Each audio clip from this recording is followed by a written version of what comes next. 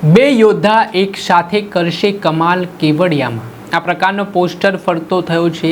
થોડાક દિવસ પહેલા નર્મદા જિલ્લાના કેવડિયામાં જે આદિવાસી સમાજના લોકોના મકાન અને દુકાન તોડી પાડવાનો મામલો સામે આવ્યો હતો, આને લઈને આદિવાસી નેતાઓ મેદાને જોવા મળી રહ્યા છે। ત્યારે આજે ડિમોલેશનની કામગીરી છે તેની સામે કોંગ્રેસ પણ હવે મેદાને આવી છે। આજે કેવડિયાના ગરુડેશ્વર ખાતે મહત્વપૂર્ણ બેઠક યોજાઈ રહી છે કોંગ્રેસની, જેમાં વાંસદાના ધારાસભ્ય અનંત પટેલ અને વડગામના કોંગ્રેસના ધારાસભ્ય જિગ્નેશ મેવાણી એક સાથે જોવા મળવાના છે। તો શું રણનીતિ ઘડી રહ્યા છે સરકાર સામે, વિગતે વાત કરીએ।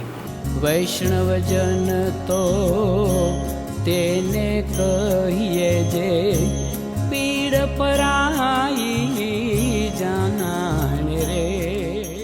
નમસ્કાર દર્શક મિત્રો, નવજીવન ન્યૂઝમાં આપનું સ્વાગત છે। હું છું ફૈઝાન। આજથી થોડાક દિવસ પહેલાં નર્મદા જિલ્લાના કેવડિયામાં સ્ટેચ્યુ ઓફ યુનિટી ખાતે તંત્ર દ્વારા આદિવાસી સમાજના જે મકાનો અને દુકાનો છે તે તોડી પાડ્યા હતા। આના કારણે આદિવાસી સમાજમાં ભારે આક્રોશ જોવા મળ્યો હતો।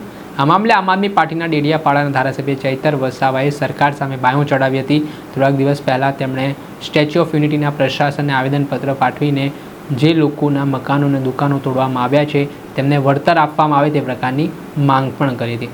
ત્યારે હવે આ જે પીડિત પરિવાર છે તેમને ન્યાય અપાવવા માટે કોંગ્રેસ પણ મેદાને જોવા મળી રહી છે। એક પોસ્ટર છે તે ફરતો થયો છે, જેમાં વાંસદાના કોંગ્રેસના ધારાસભ્ય અનંત પટેલે પોસ્ટરમાં લખી રહ્યા છે કે બે યોદ્ધા એક સાથે કરશે કમાલ કેવડિયામાં।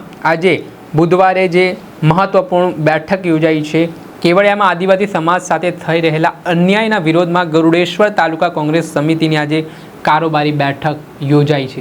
આ કારોબારી બેઠકમાં મહત્વની ચર્ચા થશે। આદિવાસી સમાજના લોકોને ન્યાય કેવી રીતે મળે, જે રીતે સ્ટેચ્યુ ઓફ યુનિટીના પ્રશાસન દ્વારા જે તેમના મકાનોની દુકાનો તોડી પાડવામાં આવી છે ત્યારે તેમની સામે કઈ રીતે લડત આપવી તે માટે કોંગ્રેસના વડગામના ધારાસભ્ય જિગ્નેશ મેવાણી અને કોંગ્રેસના વાંસદાના ધારાસભ્ય અનંત પટેલ એક સાથે જોવા મળી રહ્યા છે। જિગ્નેશ મેવાણી દલિત સમાજના આગેવાન છે, અનંત પટેલ એ આદિવાસી સમાજના આગેવાન છે ને બંને સમાજના આગેવાનો હવે ભેગા થઈ રહ્યા છે ને પીડિતોને ન્યાય માટે હવે તેઓ લડત ચલાવવાના છે। ત્યારે આગામી સમયમાં આ સ્ટેચ્યુ ઓફ યુનિટીના જે પ્રશાસન છે તેમને નમતું ઝૂકવું પડે તો નવાય નહીં। થોડાક સમય અગાઉ ડેડિયાપાડાના ધારાસભ્ય ચૈતર વસાવાએ પણ લડત ચલાવવાની શરૂઆત કરી હતી। તેમણે વિરોધ પ્રદર્શન પણ નોંધાવ્યું હતું। એટલું જ નહીં, તેમણે એક રેલી સ્વરૂપે આવેદનપત્ર પાઠવવા માટે પણ પહોંચ્યા હતા। ત્યારે પોલીસ અને તેમના વચ્ચે ઘર્ષણની સ્થિતિનું પણ નિર્માણ થયું ને હવે કોંગ્રેસના ધારાસભ્ય અનંત પટેલ અને જિગ્નેશ મેવાણી પણ આકરા પાણીએ જોવા મળી રહ્યા છે।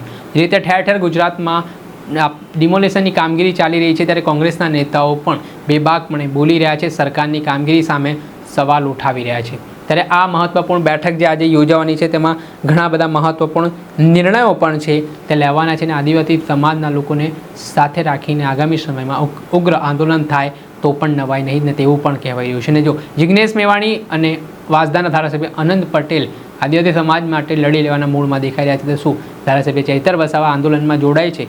પછી આંદોલન કોંગ્રેસ પાર્ટીનું રહેશે કે આદિવાસી સમાજનું રહેશે? તમામ બાબતે હાલ તો સવાલ છે।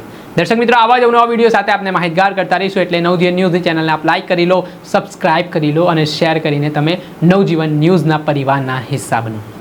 વૈષ્ણવજન તો તેને કહીએ જે પીડ પરાઈ